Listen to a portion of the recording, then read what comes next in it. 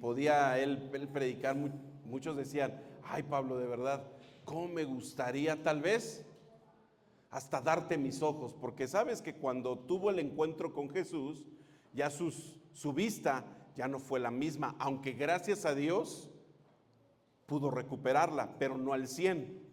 Entonces, él, en alguna forma, algunos eruditos dicen que cuando él escribe Romanos, dice: escribo con estas grandes letras, es porque Pablo no tenía la visión que antes, la vista, perdón, que antes. Entonces muchas personas, híjole, decían: ay, Pablo, de verdad, si fuera por mí, yo te diera mis ojos, serían tuyos. Pero ¿qué crees? Que conforme iba avanzando el tiempo y veían que ya las predicaciones ya no eran tal vez tan amorosas, tal vez tan, ay, de esas de las que suspiraban, sino que eran desafiantes, eran directas al pecado, directas al estilo de vida.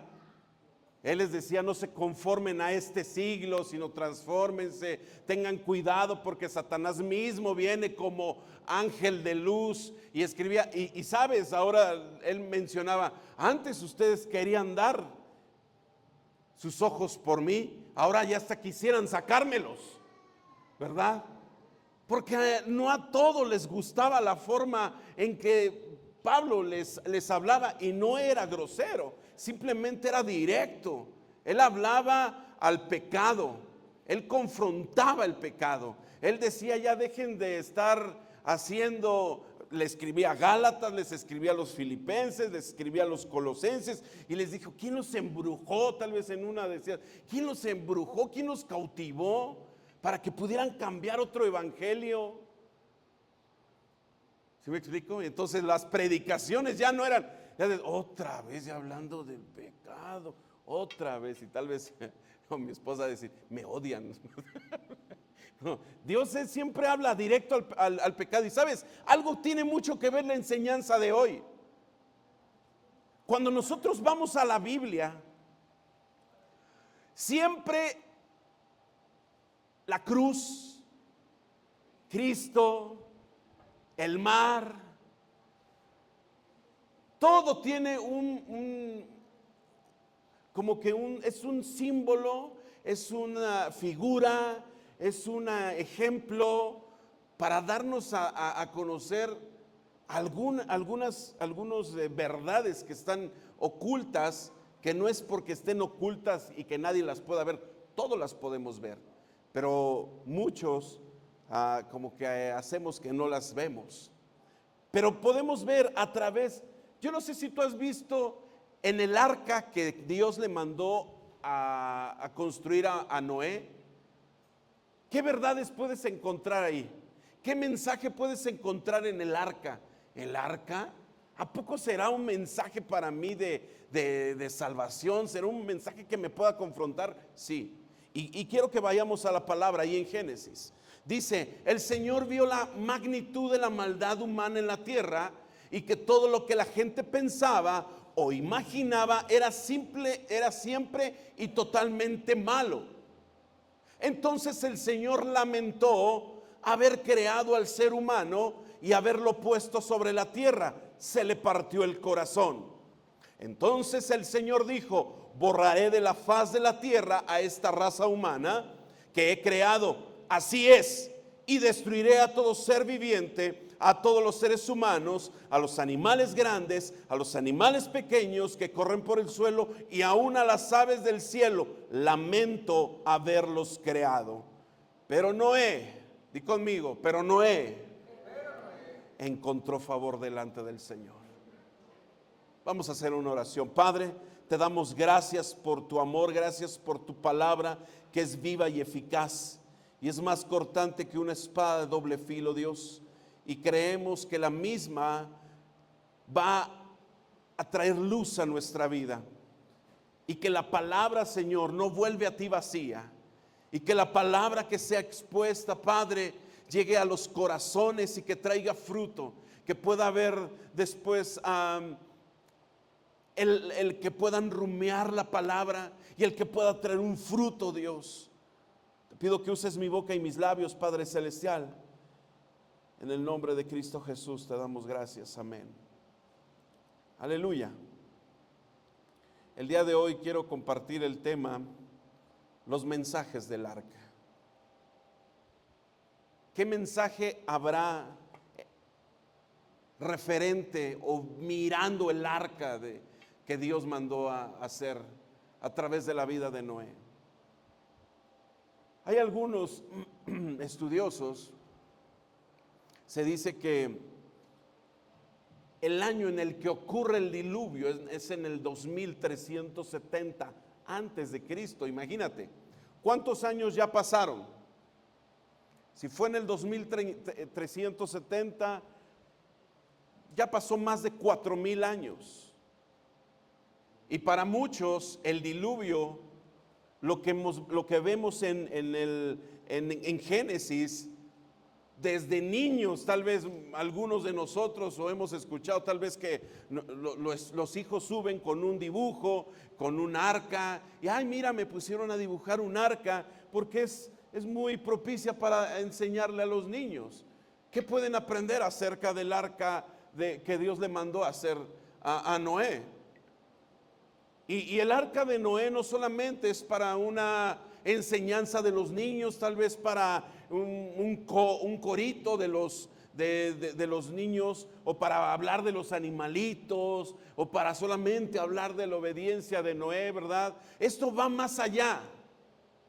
Esto tiene un mensaje muy profundo. El mensaje que podemos ver en el arca, ¿sí? A pesar de que haya ocurrido más de 4000 años, tiene un mensaje actual, un mensaje para nuestra época. Y que todos los seres humanos, aún nosotros como sus hijos, podemos estar viviendo como en los días de Noé. Como lo mencionó nuestro Señor Jesucristo en Mateo 24. El cielo y la tierra desaparecerán, pero mis palabras no desaparecerán jamás. Sin embargo, nadie sabe el día ni la hora en que sucederán estas cosas, ni siquiera los ángeles en el cielo, ni el propio Hijo, solo el Padre lo sabe. Cuando el Hijo del Hombre regrese, será como en los días de Noé. En esos días antes del diluvio, la gente disfrutaba de banquetes, fiestas y casamientos hasta el momento en que Noé entró en su barco. ¿Qué mensajes podemos aprender del arca?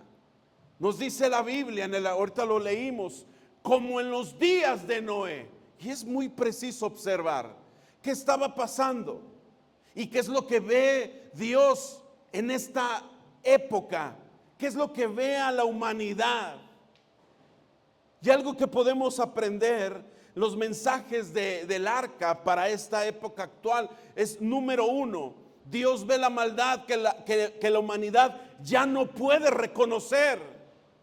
Hay tanta maldad en la humanidad presente que ya muchos se les hace normal, se les hace natural, y ya no pueden definir qué es pecado, qué es lo bueno, qué es lo malo, porque todos hacen eso. Cualquier cosa que se llame pecado, aún lo que sabes hacer y no lo haces. Lo bien que sabes hacer, pero no lo haces. Pero dice la palabra que Dios ve la maldad como en los días de Noé. La gente en ese tiempo tenía banquetes, casamientos. Ellos estaban disfrutando de su vida normal. Mucha gente le decía: Noé, estás loco, estás mal. Se reían, se burlaban de él, porque él estaba haciendo algo humanamente que lo iba a salvar. Pero el arca tiene un mensaje muy poderoso. Es que Dios ve la maldad en esta temporada que la humanidad ya no puede reconocer.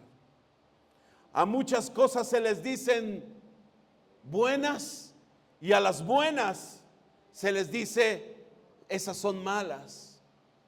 Platicando ayer con los jóvenes, bueno, no jóvenes, ¿verdad? Soy joven. Amén, amén. Digo, no estamos hablando con los pastores, pero pues de la mayoría, pues nosotros somos los más clásicos, ¿sí? Y hablaba un joven que estuvo dando una ponencia, Luis,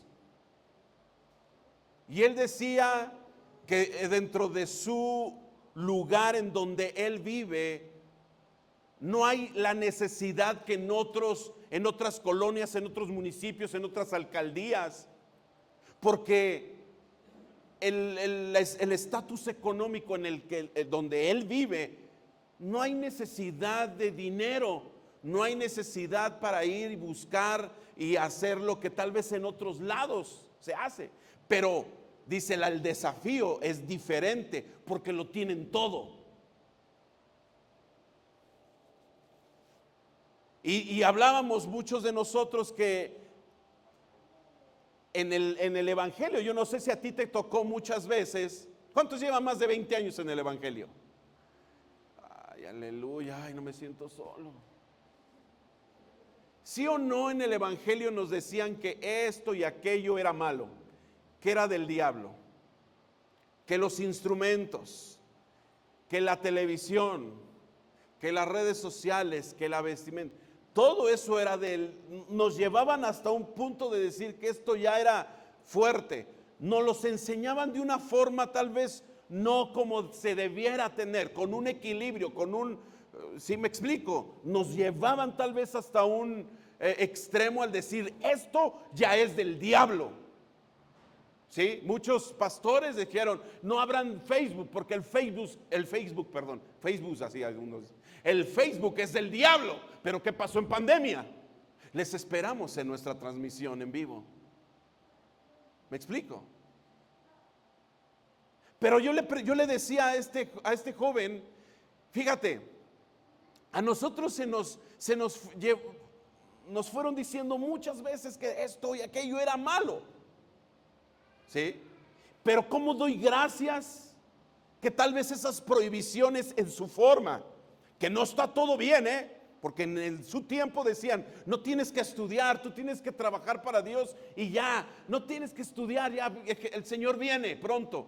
Y hubo personas que no estudiaron, no tenían una profesión y decían, pues es que yo quiero trabajar para Dios. Está bien, pero sabes, muchas veces hay segmentos o sectores en el gobierno que necesitan personas preparadas. Este joven está de concejal en la alcaldía de Benito Juárez. Le digo, eres luz ahí. Le digo, si no estudian los jóvenes, ¿cómo van a poner? Por ejemplo, dije, Keila, ahí le puede hablar a los doctores, aquí a los ingenieros, otro a los licenciados, otro a los diputados, hay que ser luz en los sectores, aleluya, ¿sí? Pero muchas veces nos decían tanto que era todas las cosas, si era circular, si tenía picos, y era del diablo. Se está invocando al diablo. Pero ahora, en esta actualidad, ya no hay nada malo. Ya se fue al otro extremo de decir, aquí eso ya no es malo. La humanidad no veía su estilo de vida en los días de Noé. Y en esta temporada o en esta época no ven el estilo de vida que se lleva. ¿Por qué? Porque todo se puede decir, es bueno, no es tan malo.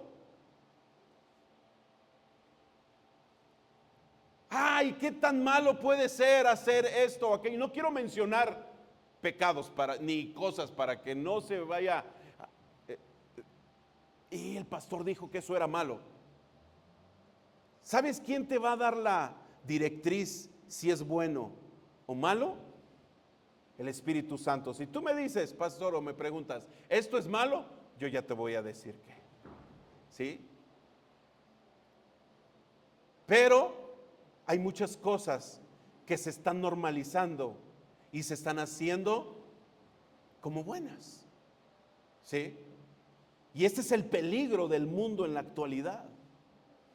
Muchos de nosotros aún no queremos reconocer en nuestro estilo de vida los malos caminos. Hay muchas personas que quieren reconocer sus malos caminos. Yo no estoy haciendo las cosas malas. Yo soy cristiano y cada tengo 2, 3, 4 parejas. No hay problema, no creo que sea tan malo. No estoy casado, soy soltero. No lo creo que sea tan malo, es un ejemplo. Ay, no oro, no creo que sea tan malo, no me ha pasado nada. Ay, no leo la Biblia, no creo que sea, mira, yo no soy secuestrador, yo no soy asaltante, yo no soy un asesino, pero no leo la Biblia, pero no tengo comunión con Dios. ¿Me explico? No creo que sea tan malo. Yo veo tal vez muchas personas que andan por ahí caminando y yo creo que ni oran. Y míralas, qué prósperas son. ¿Sí me explico? Ya se rechaza mucho la misericordia de Dios. Es que me ha ido bien porque he estudiado, porque hago las cosas bien. Y nunca nos debemos de olvidar de lo que Dios hace por nosotros, sus misericordias, el camino de la salvación. Y el tener un estilo de vida malo está haciendo que se traiga el juicio del Señor sobre la vida de esa persona que no quiere reconocer. Vemos en Génesis, dice 6:5, el Señor vio la magnitud de la maldad humana en la tierra y que toda la gente pensaba o imaginaba era siempre y totalmente malo, ¿verdad? Era mucha la maldad en la tierra. ¿Qué es lo que pasaría? ¿Crees que en esta temporada o en esta época Dios no mandara, si no haya sido por una promesa que Él dijo? ¿Tú crees que en esta actualidad, viendo la maldad que había en ese entonces y viendo la de ahorita, no crees que mandaría un diluvio? ¿Sí o no? ¿O crees que tal vez somos diferentes a los que vivían antes en los días de Noé? ¿Me explico? Qué fuerte. Él prometió jamás. Y cada vez que veas un arcoíris, recuerda del pacto. Muchos lo toman como orgullo. Para mí es un pacto el ver un arcoíris. Porque me representa, porque me dice, Señor, ahí estás tú. Y jamás tú vas por muchas lluvias que hemos visto, ¿verdad? Últimamente, en este año 2024, pues solamente nos daba una probadita de Dios de que Él no se le acaban los recursos, y menos el agua. Aleluya. Si Él quiere, abre los contenedores que hay en el cielo y puede haber otro diluvio, pero Él prometió algo a través de un arco iris, un pacto que hizo, que es el pacto noénico, que jamás iba a destruir el mundo o la tierra a través de un diluvio. En la actualidad se está viviendo como en los días de Noé. Dice la palabra en Romanos 2, versículos 5 y 6, pero eres terco y te niegas a arrepentirte y abandonar tu pecado. Por eso vas acumulando un castigo terrible para ti mismo, pues se acerca el día de la ira, en el cual se manifestará el justo juicio de Dios. Él juzgará a cada uno según lo que haya hecho. Y la palabra, lo vemos en la versión normal, dice conforme a sus obras. Cada uno, el cual pagará a cada uno conforme a sus obras. ¿Qué es lo que hiciste? ¿O qué es lo que no hiciste? Aleluya. El ser cristiano no solamente es venir a la iglesia y ya. El ser cristiano tiene más. Es como algo integral. Es como cuando íbamos a la escuela y teníamos varias materias, no porque fuéramos muy buenos en español, íbamos a ser igual en matemáticas. ¿A quién le gustaban las matemáticas? El álgebra, la trigonometría, la probabilidad estadística. A mí no me gustaban, siendo sinceros. Yo pensaba y decía, no me va a servir a mí. Y tenía ese pensamiento. Claro, no va a servir, pero tenemos que cursarlo. ¿Sí? Y sí te hace pensar, te hace razonar el estudiar. Pero nos damos cuenta aquí lo que dice la palabra, cada uno va a recibir conforme a lo que haya hecho. ¿Qué hemos hecho? ¿Qué hemos dejado de hacer o qué no hicimos? Por eso les digo, el ser cristiano no solamente es venir a la iglesia. Yo tengo mis asistencias ahí de ir a la iglesia, pero ¿qué tal en las otras materias? En comunión, en lectura, en compartir la palabra, porque eso es también parte que estás haciendo.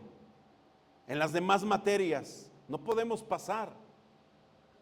La misión de la iglesia en general o la iglesia universal es mostrarle al mundo que aunque la sociedad acepte como algo normal y legal ciertos estilos de vida, nosotros tenemos que compartir, ¿sí? Y no decir, ajá, se oye bien, ajá, se oye bien. No, tenemos que compartirle con sabiduría. Dice la palabra en 1 Corintios 6, 8 y 9 al 10. En cambio, son ustedes mismos los que hacen lo malo y estafan aún a sus propios hermanos en Cristo. ¿No se dan cuenta de que los que hacen lo malo no heredarán el reino de Dios? No se engañen a sí mismos. Los que se entregan al pecado sexual o rinden culto a ídolos o cometen adulterio o son prostitutos o practican la homosexualidad o son ladrones o ávaros o borrachos o insultan o estafan a la gente, ninguno de esos heredará el reino de Dios. No podemos quedarnos callados y mucho menos practicarlo, ¿verdad? Quiero preguntarte algo y quiero que me lo respondas conforme a la Biblia. ¿Dónde es más preciso conforme a la palabra de Dios y lo que Jesucristo nos enseñó y lo que Pablo nos enseñó? Jesucristo dice que Él estaba sentado con ¿quiénes? Con los malos. Con los que no conocían. Él estaba sentado con ellos, ¿sí?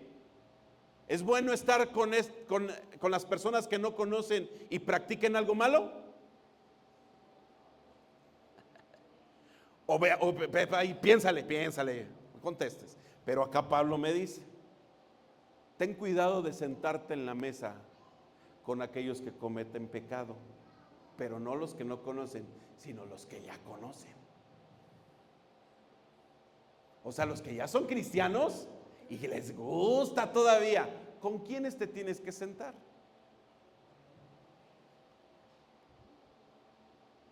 ¿Con los que no conocen?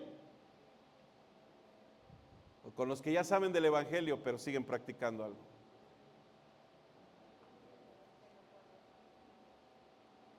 No, pues con ninguno, ¿no? Así, no. Sí me llegan a jalar y sí, soy muy débil. ¿Con quiénes? Jesucristo jamás se sentó con los que conocían la ley y nada. Él estaba con sus discípulos, pero muchas de las ocasiones estaba con las personas que no conocían. Les compartía el evangelio. Pablo les decía, no se sienten, porque es muy contrastante esto, que tal vez uno lo pueda malinterpretar y decir, ay no, pero ¿por qué Pablo nos dice que no te sientes ni a la mesa a comer con ellos? Ojo, vámonos al contexto. Está hablando de esos cristianos carnales. Sí. Ahora, si tú te vas a sentar con ellos, tú debes demostrar tu luz que hay en ti. La luz que hay en ti. Aleluya. Sí, como que ya me dejó pensando. Pero dice la palabra de Dios, tú y yo tenemos, ojo, hay que tener mucho cuidado. ¿Quién condena? Tú y yo no debemos de condenar al pecador. Debemos condenar al pecado, pero no al pecador. Eso se va a encargar Dios. Tú haz el papel de buen mensajero y el Espíritu Santo va a hacer su obra. Lo va a convencer ¿de qué? De pecado. Sigue haciendo. Es que nadie quiere hacer caso. No, ni mi familia me hace caso. Me dice que soy un... Predica en tiempo y fuera de tiempo. siempre predica la palabra. Tú y yo tenemos el ministerio ¿de qué? De la reconciliación, pero también el ministerio de la piedad. Aleluya.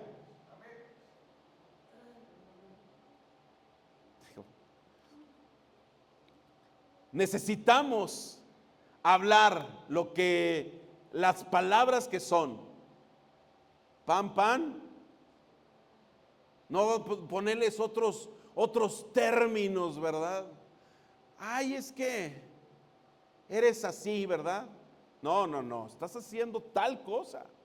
Desde nuestros hijos, que son los más importantes, llamarles al pecado como es. No, es que es híjole, es que no quiero decir un pecado en específico porque, pues total, pues ya, hombre, ahí va el saco.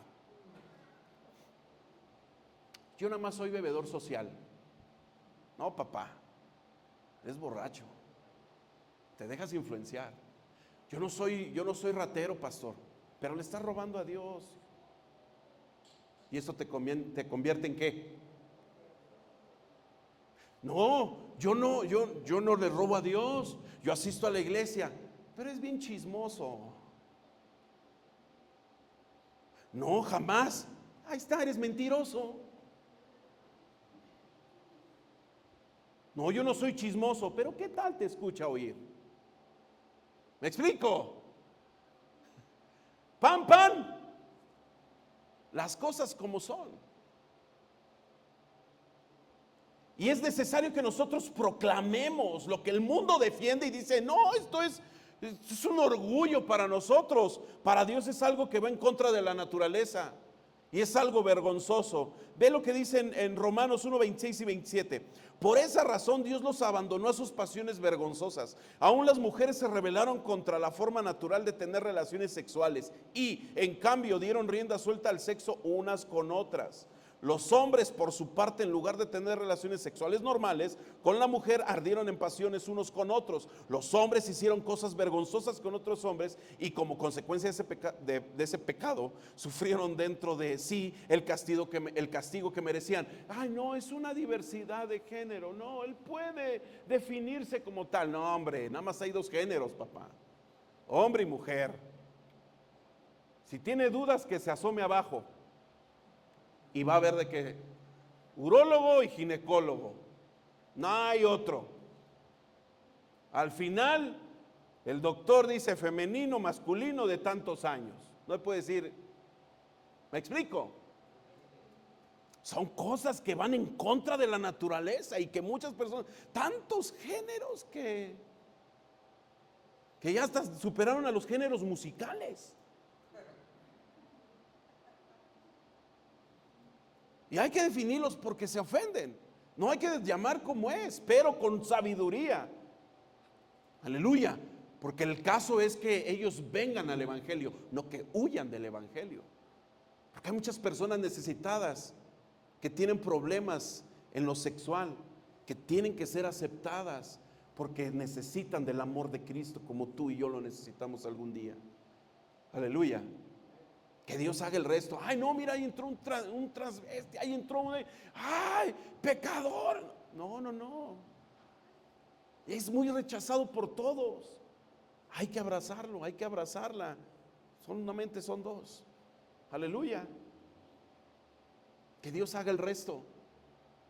Amén. Si en algún momento llega a entrar así alguien, ¿qué le vas a hacer? No es una enfermedad que se pueda contagiar, ¿verdad? Porque tal vez, ay, no lo abrazo o no lo abrazo porque, no. Necesita del amor de Dios. Tal vez muchas personas dicen, no, nos espantamos, todo. Estás viendo cosas pornográficas en otro lado, papá. Eso te convierte de igual forma. ¿Me explico? Porque para todo el pecado, para Dios es igual. Pero hay unos escondidos. Hay otros que se muestran y que los que se muestran son los más pecadores o culpables. No, delante de Dios todos somos iguales. Aleluya. Como decía el canto, y no es por lo que yo haga, es por lo que has hecho tú por mí. Aleluya. Hay una generación, precisamente en esta actualidad, y mencionábamos ayer, que tienen su propia opinión, que parece que es una generación que tiene una opinión limpia, un concepto normal. Y eso es lo que dice la palabra en Proverbios. Dice, se consideran puras en su propia opinión las personas, pero están sucias y no se han lavado. Cada vez que veo las noticias y cosas que pasan, y yo digo, Señor, ten misericordia de nosotros. Porque yo me incluyo, no digo, ten misericordia de ellos, no. Porque si algo le pasa a nuestra nación, a nuestro país, yo vivo en ese. Y lo que le pase, tanto bueno como malo, a mí me va a impactar o me va a afectar. Aleluya. Vamos acá, hermanos. Para Dios es doloroso ver, número 2. Para Dios es doloroso ver lo que el pecado está causando en la vida de las personas. ¿Tú crees que a Dios no le duela? A través del arca podemos aprender este mensaje. A Dios le duele lo que está causando el pecado en las personas. ¿Qué es lo que está causando el pecado en las personas en esta actualidad? Mucha gente se quiere matar, mucha gente se quiere suicidar. Hemos escuchado noticias que muchas personas se avientan al metro, se avientan de un puente, se ahorcan, y muchas personas están, y a Dios le duele. Muchas familias se están dividiendo, se están divorciando, muchos jóvenes se salen de sus hogares de una mala forma.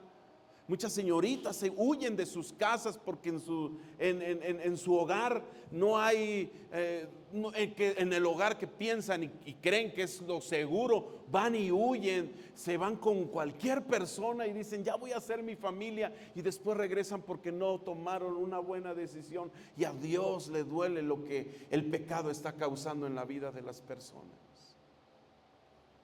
Génesis 6:6 dice, entonces el Señor lamentó haber creado al ser humano y haberlo puesto sobre la tierra. Se le partió el corazón. Y ojo, en la 1960 dice, y se arrepintió Jehová.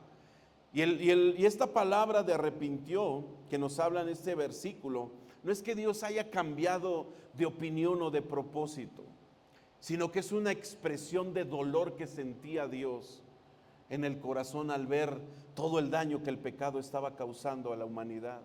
No es que, porque uno puede decir, ahí está, se arrepintió, y que dicen Números, Dios no es hombre para que mienta, ni hijo de hombre para que se arrepienta. Entonces allí se contradice. No, la semántica es importante, y la buena interpretación, la hermenéutica, la intención del escritor. Arrepentirse no es que se arrepintió y después no se arrepiente, no. Es la semántica, es el hebreo, el original en que está escrito, y es una expresión de dolor. A Dios le duele lo que a veces pasamos como hijos. Imagínate, si le duele lo que pasa en la humanidad, imagínate a uno de sus hijos cuando se aleja, cuando está lejos de casa, cuando ya no está yendo a la iglesia, cuando ya no tiene comunión. Y es que cada uno de nosotros debemos comprender que Dios no solamente quiere alcanzarnos para salvación, nada más, ahí está, ya, ten vida eterna hasta ahí, ya, sino también que mientras vivamos en este mundo no nos destruya el pecado. Muchas personas sufren por el pecado, tienen consecuencias fatales, hay esclavos del pecado, y trae eso dolor, trae amargura, trae una miseria espiritual, un enfriamiento, un alejamiento. Y es por eso, hermanos, que a pesar de lo que nosotros hacemos o de nuestros malos caminos, Dios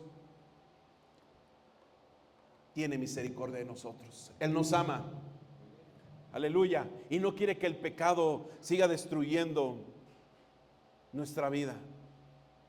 En Ezequiel dice, Ezequiel 31, 33:11, perdón, dice: tan cierto como que yo vivo, dice el Señor soberano, no me complace la muerte de los perversos. Solo quiero que se aparten de su conducta perversa para que vivan. Arrepiéntanse, apártense de su maldad, oh pueblo de Israel. ¿Por qué habrían de morir? A Dios le duele lo que pasa en la humanidad. ¿Cuántas personas o jovencitas o mujeres que tanto se ha legalizado el aborto como algo normal o natural? Y hay personas o familias o matrimonios que no pueden tener la dicha de procrear un bebé. Anhelan tener un bebé y no pueden, tal vez por algunos problemas del hombre o de la mujer, y en otros lados tanto se normaliza el aborto que abandonan a los niños en el basurero, los abortan simplemente. ¿Te das cuenta? ¿No crees que a eso le duela a Dios? Claro. Amós 5:4 dice: ahora bien, esto es lo que el Señor dice a la familia de Israel: vuelvan a buscarme y vivan. Y vivan. La otra vez estaba viendo un video, un documental muy padre, yo creo que fue hecho con inteligencia artificial, acerca de Ezequiel 37, cuando él está parado en el valle de los huesos secos. Y lo hacen tan real que te atrapa ese documental. Y yo me puse a pensar, porque como que es interactivo y te lleva, como que él fuera, como si tú fueras Ezequiel.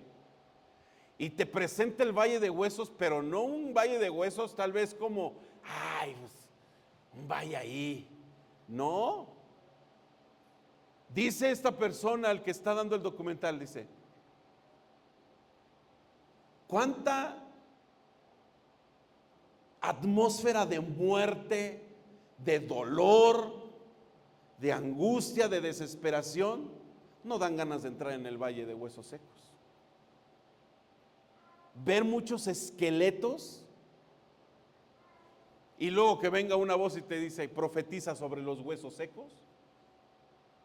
A mí hasta escalofrío me dio. Yo dije: no, yo por ahí no paso. Yo no paso por ahí, Señor. Sí. Yo por eso Ezequiel tal vez dijo: Señor, tú lo sabes todo. Porque, imagínate el miedo. Porque cuando está Dios en la vida, en la familia, trae vida. Trae vida. Si un matrimonio se desquebraja, se caen los hijos y se destruye toda la familia, y el propósito que había en ellos se pierde. Número 3, Dios es paciente, pero su paciencia no debe ser interpretada como indiferencia, ¿verdad? Ay, es bien indiferente. Dice la palabra en Génesis 6:3: entonces el Señor dijo: mi espíritu no tolerará a los humanos durante mucho tiempo, porque solo son carne mortal. En el futuro, la duración de la vida no pasará de 120 años. Desde ahí es cuando acorta y va cortando nuestra edad. Y ahorita, en esta actualidad, ¿cuántos años es lo normal en una persona? Dice que 70 y máximo a los 80. Esa es la edad promedio de cada ser humano. Antes 120, 150 o 969 como Matusalén, que muchos dicen que tal vez no menciona en la Biblia como tal que haya fallecido, y que tal vez haya estado dentro de, y que fue en el diluvio. ¿Nosotros mencionamos o no? No menciona Matusalén. Y bueno, uno dice: no, ahí dice en la Biblia que fallece y que él llega a 969, y otros estudiosos dicen por ahí, él fue abuelito de Noé, ¿sí? No lo menciona que él sube al arca, solamente 8 personas, su esposa, él y sus 3 hijos con sus esposas, ¿sí? En total 8, no menciona más. Pero imagínate cuántas generaciones no ver. Y ahora dice que por causa del pecado el tiempo o la duración o la vida que iban a tener las personas iban a ser de 120. Porque Dios veía la humanidad, la violencia, la corrupción, el desenfreno en el que vivían. Y decidió establecer un tiempo máximo para que Noé construyera el arca, ¿sí? Y para que las personas pudieran reconocer sus pecados y se arrepintieran. Pero ¿qué pasó? ¿Cuánto tiempo duró? También, y ahí lo mencionan, ¿cuánto tiempo duró en construir el arca?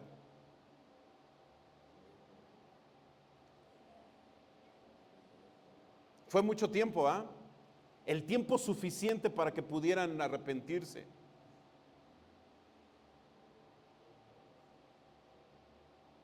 Ahora, muchas veces, antier estábamos mencionando, no sé cuándo, que Dios en su infinita misericordia, Él da la oportunidad a algunos, o es así como que, a mí me lo va a dar, no.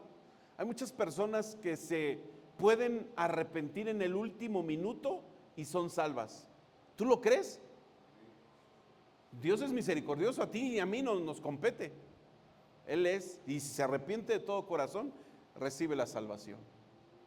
Y muchas personas dicen, pues bueno, entonces yo voy a vivir desenfrenadamente y en el último minuto de vida, pues me voy a arrepentir. Pues tal vez no lleguemos a eso. Porque hay muertes que ni siquiera se esperan. Personas que se duermen y ya no despiertan. O personas que tal vez tienen un accidente y son muertes instantáneas. Hay mucho tiempo. Dios siempre... muchas personas creen que lo que ellos consideran tardanza de Dios, es que a mí desde los 11 años me dijeron que Jesús iba a venir. No sé si a ti también. ¿Sí? No, hombre, pues ya llevo 33 años en el Evangelio y pues nomás no. Sigue y sigo esperando. Y no es tardanza, no es indiferencia. Es misericordia, ¿sí?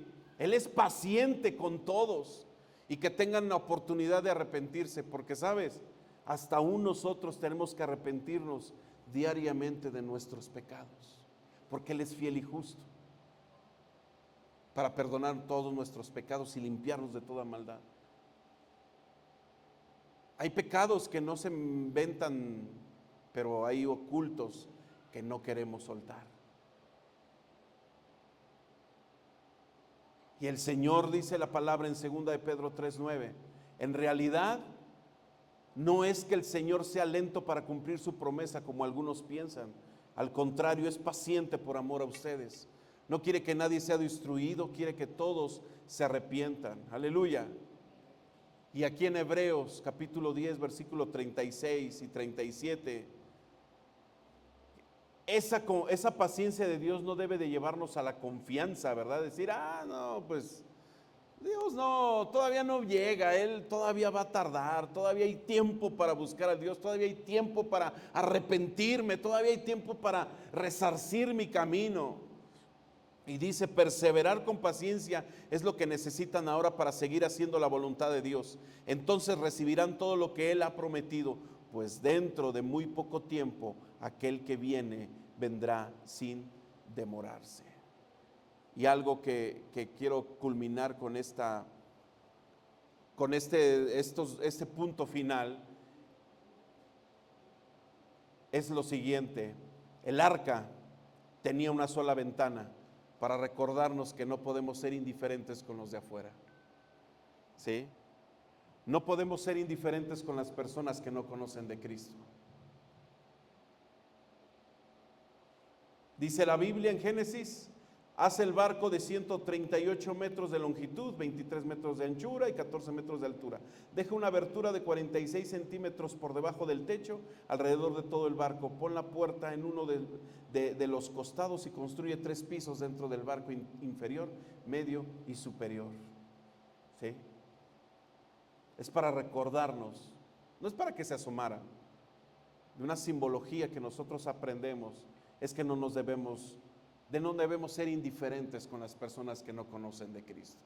¿Cuánto tiempo tú has predicado el Evangelio? ¿Cuántas personas se han mantenido en el Evangelio? ¿Cuántas personas tú les has compartido ese mensaje de esperanza? Esas buenas nuevas. Hay tanta necesidad ahorita, más que nunca, del Evangelio. Pero el mundo nos engaña diciendo no necesitan de Dios. Claro que necesitan de Dios. Todos necesitamos de Dios. Aleluya.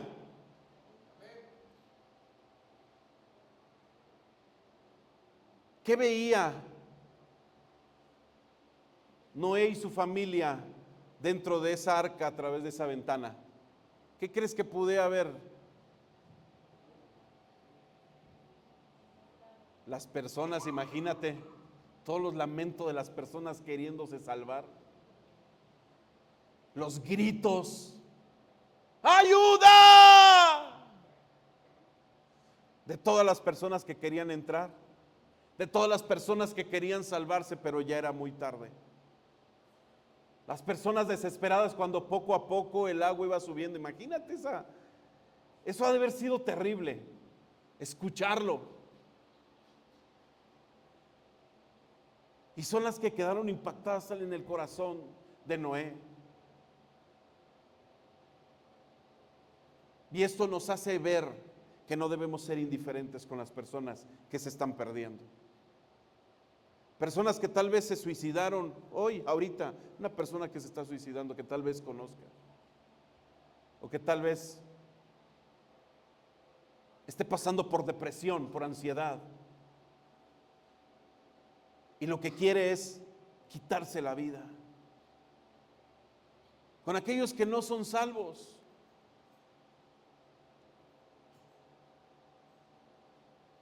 con aquellas personas que necesitan de Cristo, pero también aquellas personas que conocen de Dios, y que tal vez el mundo y aún más nosotros los juzgamos y les decimos: tú ya no eres parte de la iglesia, pero necesitan mucho de Dios, necesitan mucho de nosotros. Insisto y envío mensajes, y tal vez yo les digo: no me vas a querer, tal vez vas a ver un mensaje mismo igual, pero mi trabajo es como pastor decir: ¿cuándo vas a la casa? ¿Cuándo vas a la iglesia? Tal vez me voy a escuchar muy repetitivo y le mando mensajes a quienes tú no ves aquí: ¿cómo estás? Mal. ¿Cuándo vas a la iglesia? Los brazos de papá te esperan. Ya deja de comer algarrobas. Deja de ser el trapeador del diablo. Digo, te hablo a ti, escribiéndole, porque eres hijo de Dios, hija de Dios, y lo sabes. Los brazos de papá te esperan. Vamos a ponernos de pie, por favor.